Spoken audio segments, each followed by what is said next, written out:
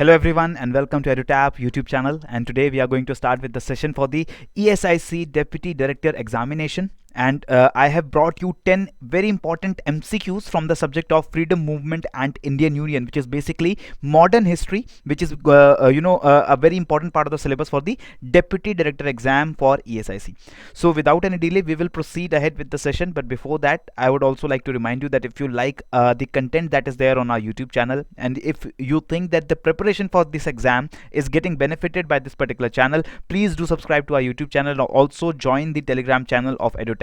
There you will be getting all the content that we are providing on YouTube absolutely free of cost. You will be getting all the PDFs to download for all the sessions absolutely free of cost, right? So also, if you enjoy this video and the content in this video, please do like this video and also share this video amongst your friends and aspirants so that more and more people can come and join us. Next up, I would also like to inform you with this very important update that EduTap is offering you 40% discount with an additional 10% discount in this festive season. So we are going to make your Diwali a bit better, and this Diwali is gonna be a bumper Diwali. If you use the code DIWALY Diwali, then you can avail 50% discount on all the courses which are being offered by EduTap, rather for RBI Grade B or SEBI or UPSC APFC or ICAR or PFRDA or ESIC Deputy Director Examination. And this course is valid only for a limited period of time. 1st November to 5th November is the time period, so make sure that you use this code and you get 50% off before 5th November, before the deadline ends, right? So now let us proceed ahead with the session today. The first question is in front of you. This question is related to the National Planning Committee, which was established in 1938. So in 1938, National Planning Committee was established under the presidentship of whom? Who was the president of the first National Planning Committee? Options are Subhash Chandra Bose, Jawaharlal Nehru, Rajendra Prasad or B.R. Ambedkar. So if we have read about the modern history, it is pretty clear that the first National Planning Committee, it was set up in 1938 after the Haripura session of Congress. Right, Haripur session of Congress happened, and there it was announced that this National Planning Committee would be set up, and this session was presided over by Subhash Chandra Bose ji. Right, so SC Bose, Subhash Chandra Bose, he was the president of this particular session, and in this session he declared that this committee will be set up under the chairmanship of Jawaharlal Nehru. The correct answer is Jawaharlal Nehru. So I hope you get this clear. In Haripura session, Subhash Chandra Bose, he was the Congress president at that time, and he announced that this National Planning Committee will be set up, and because he was the president of the Congress, he could not at the same time be president of the National Planning Committee, and therefore Jawaharlal Nehru was requested by Subhash Chandra Bose to come and head the National Planning Committee, the first planning committee set up in 1938, right? So do not get confused. Many times we can get confused between Bose and Nehru, but in this question the correct answer will be Nehru. The first National Planning Committee, the chairman or the president for the committee was Jawaharlal Nehru. Next question, the question number 2. Question number 2 is related to the Delhi proposals. So which among the following was not demanded as part of Delhi proposals to be incorporated under the Nehru report? So actually Nehru report, it was prepared by whom? You must know that this Nehru report, it was prepared by Motilal Nehru ji, and he, in this Nehru report, he gave a framework of what could be the political system in India, and there were certain grievances by different sections of the population, and certain proposals were made which are known as the Delhi proposals. And in these proposals there were some requests, some grants that have to be included under the Nehru report. So which of the following 4 options was not part of that? Option A, 1/3 reservation for Muslims in Central Legislative Assembly. Option B, reservation for Muslims in Punjab and Bengal. Option C, formation of Sindh. And option D, strong unitary structure. So actually Nehru report, it was prepared by Motilal Nehru. It was prepared because the English, the Britishers, they thought that it was impossible to draft a constitution or to draft a political system for India which could make all Indians happy. But Motilal Nehru ji, he took the task by his hand, and obviously he came up with this Nehru report. There were various proposals in this Nehru report, various provisions there, but Muslim population or the minority population of that time, it wanted certain changes to be made in the Delhi report, and what they demanded Nawaz, they demanded the Delhi proposals. The Delhi proposals say that 1/3 reservations for Muslims should be there in the Central Legislative Assembly. The Central Assembly, which is the parliament nowadays, it should have 1/3 reservation for Muslims. Secondly, reservation for Muslims in Punjab and Bengal. Right, the Punjab and Bengal, these were the provinces which were Muslim majority provinces, and therefore they asked for reservations in these provinces also, and they also asked for formation of a new province named as Sindh. Okay. Next, they did not want a strong unitary structure. They wanted a strong federal structure and not a unitary structure. So correct answer in this question is going to be option D, because the Muslim population at that time and the Muslim leaders of that time, they thought that if the unitary structure was strong, if the central government was strong, then obviously the majority community, that is the Hindu community, it would be much more stronger, and the interests of the Muslim population, they will not be cared for. So this is a flaw in their argument, and therefore they did not want a unitary structure, they wanted a federal structure, so that all the provinces which had Muslim majority, it could also have a significant amount of power. Right. Next up, let us talk about the third question. Third question is related to the title of Deen Bandhu. So to whom did Mahatma Gandhi give the title of Deen Bandhu? Mahatma Gandhi gave the title of Deen Bandhu to Abdul Ghaffar Khan, or to Rabindranath Tagore, or to C.F. Andrews, or Rajendra Prasad. Now we know about these important personalities. Abdul Ghaffar Khan, Khan Abdul Ghaffar Khan is also known as Frontier Gandhi. He was an absolute Gandhian. He believed in, non-violent means. And Rabindranath Tagore, obviously we know he's a Nobel Prize winner. And Rabindranath Tagore, he actually gave the title of Mahatma to Mahatma Gandhi. So Rabindranath Tagore is also not the Deen Bandhu. Then comes Rajendra Prasad. Rajendra Prasad was also not Deen Bandhu. Deen Bandhu title was given to C.F. Andrews. Who is C.F. Andrews? C.F. Andrews was a British citizen at first. He came to India as a missionary to preach about the religion of Christianity. But slowly and steadily he saw the racism that was practiced by the Britishers against Indians, and he slowly and steadily he got transformed, and he also worked for the benefit of the Indian masses.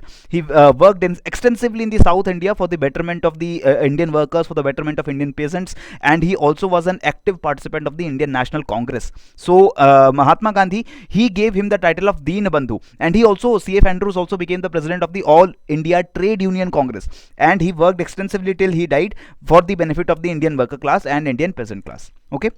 Next up, question number 4 is in front of you. Question number 4 is about the Chauri Chaura incident. What is the Chauri Chaura incident famous for? Chauri Chaura incident is famous for which particular movement? We all have read about this. We know that the non-cooperation movement, it was called up by Gandhiji, and this non-cooperation movement was abruptly stopped, abruptly called off because of the Chauri Chaura incident. Right? This incident happened in 1922. And this was the time when the non-cooperation movement, it was called off. So this Chauri Chaura, it happened in the place named Chauri Chaura, and it is located in the modern state of what? Options are Uttar Pradesh, Bihar, Madhya Pradesh, or Jharkhand. So there are 4 options: Madhya Pradesh, Uttar Pradesh, Bihar, Jharkhand. These are the modern states, and this place of Chauri Chaura is located in which of the following states? Correct answer is actually option A, Uttar Pradesh. And we also have to be very careful because Chauri Chaura's centenary is now coming close, and obviously these kinds of places, if they are in news, they are also very likable to be asked in the ESIC examination. So correct answer of this question is Uttar Pradesh. Uttar Pradesh is Gorakhpur district is the district where this place is located. Right? So keep this in mind. Next up, let us talk about the 5th question of the day, and now we are at the halfway mark. Now this question is going to test our information or our knowledge about the chronological order of certain events. We have been given 4 different commissions or 4 different initiatives which were taken by the Britishers during their rule in India: Hunter Commission, Sadler Commission, Wood's Dispatch, and Sargent Plan. Right? We have to arrange the following events in the correct chronological order. Correct chronological order basically means, if nothing else is specified, that the event which has happened earlier, it has to come first. So first to later, we have to arrange all these particular events. Options are given to us. Now it is very important that we remember the years in which these particular events happened. Right? Hunter Commission, Sadler Commission, Wood's Dispatch, or Sargent's Plan. Now the Wood's Dispatch, it happened the earliest out of these 4. Wood's Dispatch happened in 1854. Right? And Wood's Dispatch was also related to how the education system in India should be developed, what should be the objectives, what should be the system which can be there for the development of Indian education. Therefore Wood's Dispatch, it came the first. Right? If we look at the options, we can see 1 or 3. One or three has to come first. Either Hunter Commission or the Woods Dispatch has to come first. Next, you have to remember, after Woods Dispatch, Hunter Commission was also set up. Hunter Commission was set up in 1882. Right? So Hunter Commission is the next commission. So now we have our answer, that is option D. 3, 1 and 2 and 4. 2 and 4, Sadler and Sargent Plan. Sadler Commission, it came in 1917, and Sargent Plan, it came in 1944. Right? So this is the correct chronological order of these particular events. First of all, Woods Dispatch came. After about 30 years, Hunter Commission came. Then in 1917, there was Sadler Commission, and Sargent Plan, it came in 1944. Okay. Next, let us talk about the sixth question now. Now, sixth question is now a fairly simple question. I guess many of us aspirants would have no difficulty in answering this question. Who among the following Indian leaders gave the call for Dilli Chalo?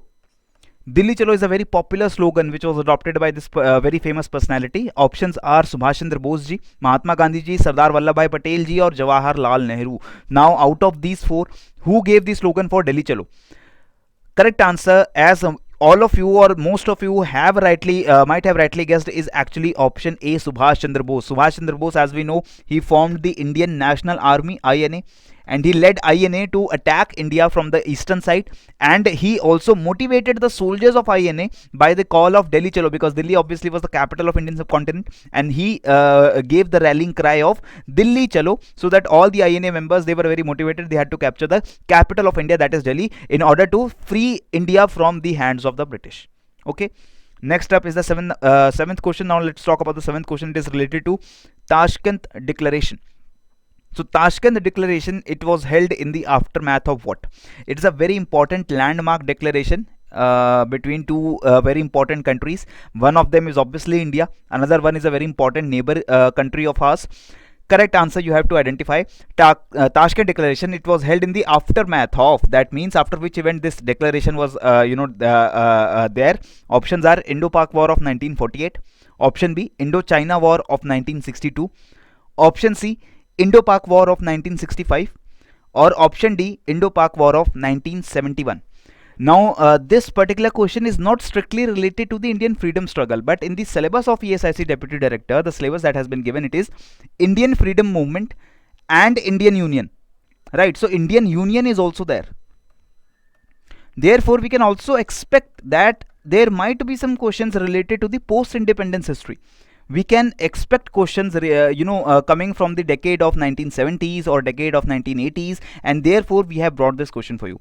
Tashkent Declaration is a very important landmark, as I told you, in the history of our country, and our very beloved Prime Minister, the second Prime Minister of our country, he also died mysteriously after this Tashkent Declaration. So that is why it is very important that we know about this. This declaration happened in the aftermath of the Indo-Pak War of 1965. 1965 Indo-Pak War. When this war concluded, the peace treaty, it was negotiated in the Tashkent, which was capital of Uzbekistan, and at that time, in the mediatorship of the Soviet Union, the Indo and Pakistan prime ministers, they met. The Pakistani president and the Indian prime minister, they met, and they came up with this Tashkent Declaration. Okay. Next up, let us talk about the eighth question. Who was the first Muslim president of Indian National Congress? Right, so Indian National Congress has always been a very hot topic for the questions which come from the Indian freedom movement, and therefore we have to memorize at least the important Congress presidents. Right, so who was the first Muslim president of the Indian National Congress? Options are Abul Kalam Azad, a very important leader of the Congress and also a member of the cabinet, which was the first cabinet of the independent India. Then come Rafi Ahmad Kidwai, Badruddin Tayyibji, and Hakim Ajmal Khan. Out of these four very important Muslim leaders, they had very immense contributions in the freedom struggle of India. All of them, they have been the president of Indian National Congress at some point of time. But the first Muslim president was obviously Badruddin Tayyibji, right, in 1887. Just 2 years after the formation of Congress, it got formed in 1885. There were various criticisms of the Indian National Congress Party. Many leaders, they claimed that INC or Congress did not have the adequate representation of Muslim population. They accused Congress of being, a very elite organization representing the majority interests of the majority Hindu community, and did not, represent the Muslim community. But actually, Congress had a very good plethora of leaders belonging from the Muslim community, and one of them was Badruddin Tayyib ji, and therefore he was elected as the president of Congress in order to, in order to negate all these accusations, that all these accusations they are not correct, right? Now let us jump ahead and talk about the question number 9. So I have given you the information here. 87-88, this was the year when Badruddin Tayyib ji was the president of Congress. In 1887 he was elected to be the president of Indian National Congress. Next up is question number 9. Question number 9 is a very important question related to Swaraj Party.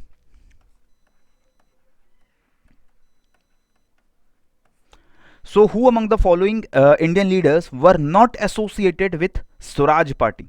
We know that Swaraj Party was a breakaway faction or breakaway party from the Indian National Congress, especially when the INC INC decided to not participate in the elections for the central and provincial legislative assemblies, and therefore there were some leaders of Congress which did not agree with this, and they wanted to contest the elections. They wanted to be a part of the provincial assemblies as well as the central assemblies in order to break the agenda of the Britishers, in order to bring development to Indians, and there were very important leaders associated with this. So who among the following was not associated with the Swaraj Party? Right? Options are Chittaranjan Das, Jawaharlal Nehru, Motilal Nehru, or Narasimha Chintaman. So we know also that Swaraj Party was also the party of pro changers, right? And the other factions of Congress, it was known as the no changers. So there were many important leaders like Rajendra Prasad, like Vallabhbhai Patel, like Mahatma Gandhi, who advocated that Congress should not contest the elections, but it should work for the betterment of people as a non-government organization, as a political party, not directly contesting the elections. But there were some leaders like Motilal Nehru, like Chittaranjan Das, like Narasimha Chintaman, who wanted to contest the elections, and when their proposal was not accepted by the Congress leadership, then obviously they broke away from the Congress party and they formed their own Swaraj Party. And therefore the correct answer of this question will be option B, Jawaharlal Nehru. Jawaharlal Nehru was not associated with the Swaraj Party. His father Motilal Nehru was associated. Okay, so there should not be any confusion. Jawaharlal Nehru, since his beginning, since his early days, he was a staunch follower of Mahatma Gandhi, and whatever Gandhiji said, Jawaharlal Nehru had to follow. Therefore he was not part of the Swaraj Party. Now friends, the last question of the day is in front of you, and now I have also given you the answer for this particular question. And the agenda of the Britishers in order to bring development to Indians, and there were very important leaders associated with this. So who among the following was not associated with the Swaraj Party? Right? Options are Chittaranjan Das, Jawaharlal Nehru, Motilal Nehru, or Narasimha Chintaman. So we know also that Swaraj Party was also the party of pro changers, right? And the other factions of Congress, it was known as the no changers. So there were many important leaders like Rajendra Prasad, like Vallabhbhai Patel, like Mahatma Gandhi, who advocated that Congress should not contest the elections, but it should work for the betterment of people as a non-government organization, as a political party, not directly contesting the elections. But there were some leaders like Motilal Nehru, like Chittaranjan Das, like Narasimha Chintaman, who wanted to contest the elections, and when their proposal was not accepted by the Congress leadership, then obviously they broke away from the Congress party and they formed their own Swaraj Party. And therefore the correct answer of this question will be option B, Jawaharlal Nehru. Jawaharlal Nehru was not associated with the Swaraj Party. His father Motilal Nehru was associated. Okay, so there should not be any confusion. Jawaharlal Nehru, since his beginning, since his early days, he was a staunch follower of Mahatma Gandhi, and whatever Gandhiji said, Jawaharlal Nehru had to follow. Therefore he was not part of the Swaraj Party. So now friends, the last question is in front of you, and this question is related to Andhra Mahila Sabha. So who was the founder of Andhra Mahila Sabha? This Mahila Sabha, Andhra Mahila Sabha, was an important organization working for the betterment and political empowerment of females in the Andhra region of the country. The options given to us are Pandita Ramambai, Durgabai Deshmukh, Gayatri Devi, and Sarojini Naidu.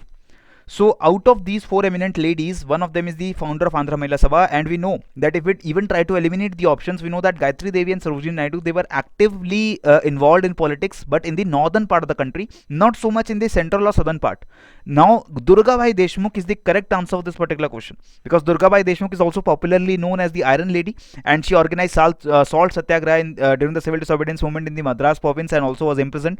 And she was also member of the Constituent Assembly and was awarded the Tamrapatra and Paul Hoffman Award after independence in recognition of her service to the society, because in addition to being a freedom fighter and a politician, she was also an evident reformer of the Indian social practices, right? So this is all for today's session. This session had 10 important questions, 10 important MCQs from the subject of Indian freedom movement and Indian Union. And this with this session we have actually completed about 80 questions. In these 80 questions we have discussed various aspects of the Indian freedom movement and Indian Union, and these sessions will continue to happen till your ESIC DD examination. Till then, keep on learning, keep on growing. Jai Hind and Jai Bharat.